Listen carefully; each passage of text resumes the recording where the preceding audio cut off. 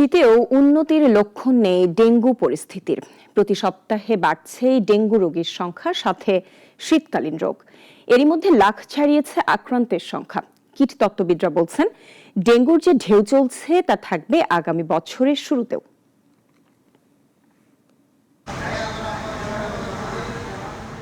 এবছর এমন কোনো দিন নেই যে ডেঙ্গুতে ভর্তি শূন্য ছিল দেশ।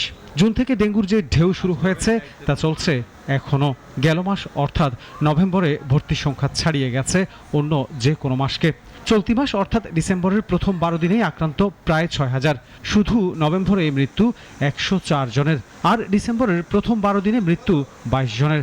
চলতি মাসের শুরুতে ডেঙ্গুতে প্রতি ঘন্টায় গড়ে ভর্তি হচ্ছে প্রায় 25 জনের কাছাকাছি। রাজধানীর হাসপাতালগুলোর চিত্র প্রায় কাছাকাছি। হাসপাতাল কর্তৃপক্ষ বলছে, গেল 15 দিনের তুলনায় রোগী কমেছে ঠিকই, কিন্তু হটস্পটগুলো এখনো রয়েছে মারাত্মক ঝুঁকিতে।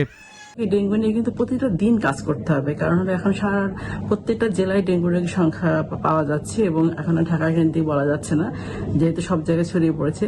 যার জন্য ডেঙ্গু আমরা জানি যে মশা কোথায় বংশ বিস্তার করে। চলতি বছর ডেঙ্গুতে মৃত্যু হয়েছে 404 জনের, ভর্তি রোগীর সংখ্যা প্রায় 1 লাখ।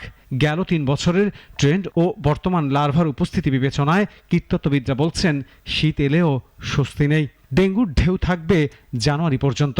একদিকে জলবায়ু পরিবর্তন, বৃষ্টিপাতের প্যাটার্নের পরিবর্তন, সিটি কর্পোরেশনগুলো বা স্থানীয় সরকার প্রশাসনের যে কাঠামোগুলো আছে সেই কাঠামোগুলোর সঠিকভাবে কাজ না করা, এই সব মিলিয়ে ডেঙ্গু পরিস্থিতিটা এবার বেশ খারাপ অবস্থা হয়েছে।